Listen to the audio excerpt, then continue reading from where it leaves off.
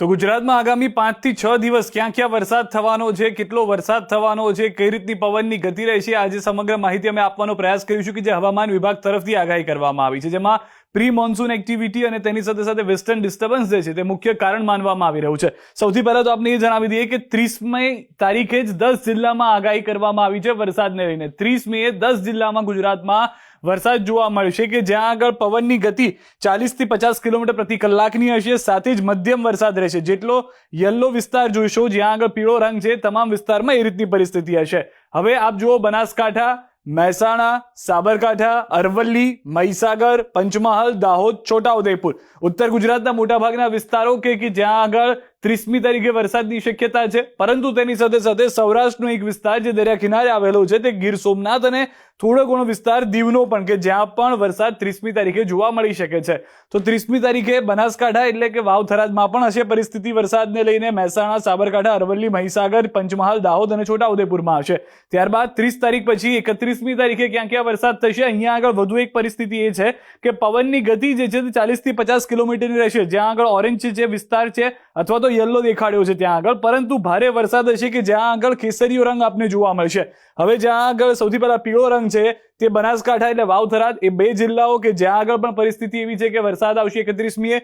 મહેસાણા, સાબરકાંઠામાં પણ વરસાદ આવશે, ખેડા, આણંદ, વડોદરા, મધ્ય ગુજરાત સુધી આ વખતે પહોંચી ગયું છે। વડોદરા, પંચમહાલ, છોટાઉદેપુર, નર્મદા, તાપી અને ડાંગ, આ તમામ વિસ્તારોમાં યલો રંગ જોઈ રહ્યા છો, પીળો રંગ જોઈ રહ્યા છો, એનો મતલબ કે અહીંયા આગળ વરસાદ જોવા મળશે। તેની સાથે દમણ અને દાદરનગર હવેલીમાં પણ તે રીતની પરિસ્થિતિ છે, પરંતુ પવનની ગતિ સાથે સાથે વરસાદની તીવ્રતા પણ વધુ હશે તેવા 3 જિલ્લાઓ છે, અરવલ્લી, મહીસાગર અને દાહોદ। આ ત્રણેય જિલ્લાઓ કે જે ઓરેન્જ રંગ એટલે કે કેસરી રંગમાં જોવા મળી રહ્યા છે। 31મી અહીંયા આગળ પવનની ગતિ 40 થી 50 કિલોમીટરની હશે અને વરસાદ પણ વધુ જોવા મળશે, અને ગીર સોમનાથ 31મી તારીખે પણ ભારે વરસાદ સાથે જોવા મળી રહ્યો છે। ત્યારબાદ મધ્યમ વરસાદ અને છૂટો છવાયા વરસાદની જે વાત છે તે 1 જૂને 7 જિલ્લા સુધી રહી જાય છે। 30 અને 31મીએ જે વરસાદ હતો તે 1 જૂને થોડો ઘટી જાય છે, જે મહેસાણા, સાબરકાંઠા, અરવલ્લી, મહીસાગર, દાહોદ, પંચમહાલ અને આણંદ સુધી સીમિત રહી જાય છે। હવામાન વિભાગ તરફથી જે જાણકારી આપવામાં આવી છે જેમાં વેસ્ટર્ન ડિસ્ટર્બન્સ અને પ્રી મોન્સૂન એક્ટિવિટીને મુખ્ય કારણ માનવામાં આવી રહ્યું છે। ત્યારબાદ 2 જૂન કે જાણે ચોમાસું આવી ગયું હોય તેવી પરિસ્થિતિ છે, કારણ કે કુલ 34 માંથી 28 જિલ્લા માટે આગાહી કરવામાં આવી છે। 28 જિલ્લાઓ કયા કયા છે? કચ્છની અંદર, ત્યારબાદ પાટણની અંદર, જે આ બધા પીળા રંગના વિસ્તારો છે કે જ્યાં આગળ પવનની ગતિ સાથે છૂટો છવાયો વરસાદ હશે, પરંતુ કેસરી રંગ આપ જુઓ, બનાસકાંઠા, સાબરકાંઠા, મહેસાણા, અરવલ્લી કે જ્યાં આગળ પવનની ગતિ 40 થી 50 હશે અને પવનની ગતિ સાથે વરસાદ પણ વધારે હશે। ત્યારબાદ ગાંધીનગર, અમદાવાદ, ખેડા, સુરેન્દ્રનગર, મહીસાગર, દાહોદ, પંચમહાલ, છોટાઉદેપુર, વડોદરા, ભરૂચ, નર્મદા, તાપી, સુરત, ડાંગ, નવસારી, વલસાડ, દમણ, તમામ વિસ્તારો એવા થઈ ગયા છે કે જ્યાં આગળ યલો એલર્ટ અથવા તો પીળો રંગ જે જોઈ રહ્યા છો કે જ્યાં આગળ છૂટો છવાયો વરસાદ હશે। આણંદ મધ્ય ગુજરાતનો એકમાત્ર જિલ્લો કે જ્યાં આગળ પવનની સાથે સાથે જે વરસાદની તીવ્રતા છે તે વધુ હોઈ શકે છે, પરંતુ હવે સુરેન્દ્રનગરમાં પણ સત્તાવાર રીતે જાણે ચોમાસું આવી ગયું હોય તેવા દ્રશ્યો જોવા મળી શકે છે, પરંતુ આ પ્રી મોન્સૂન એક્ટિવિટી છે તે સમજીને ચાલવાનું છે। સત્તાવાર ચોમાસું હજી આવતા વાર લાગી શકે છે। સુરેન્દ્રનગર, બોટાદ, ભાવનગર, અમરેલી, ગીર સોમનાથ, દીવ આ વિસ્તારમાં પણ 2 જૂને સારો એવો વરસાદ જોવા મળી શકે છે, હવામાન વિભાગ તરફથી જે જણાવવામાં આવ્યું છે।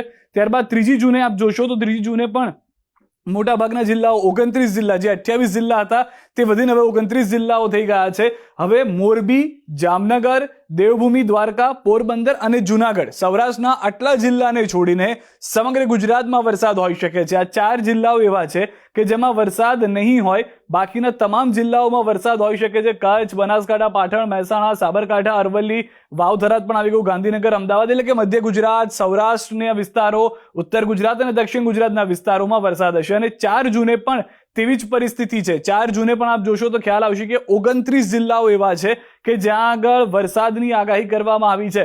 કચ્છ, બનાસકાંઠા, પાટણ, મહેસાણા, સાબરકાંઠા, ગાંધીનગર, અરવલ્લી, મહીસાગર, ખેડા, પંચમહાલ, દાહોદ, વડોદરા, છોટાઉદેપુર, ભરૂચ, નર્મદા, સુરત, તાપી, ડાંગ, નવસારી, વલસાડ, દમણ તમામ વિસ્તારો એવા છે। તેની સાથે સાથે સૌરાષ્ટ્રની અંદર પણ યથાવત રહેશે વરસાદ જે છે, મેઘગર્જના સાથે હળવાથી મધ્યમ વરસાદ જોવા મળશે।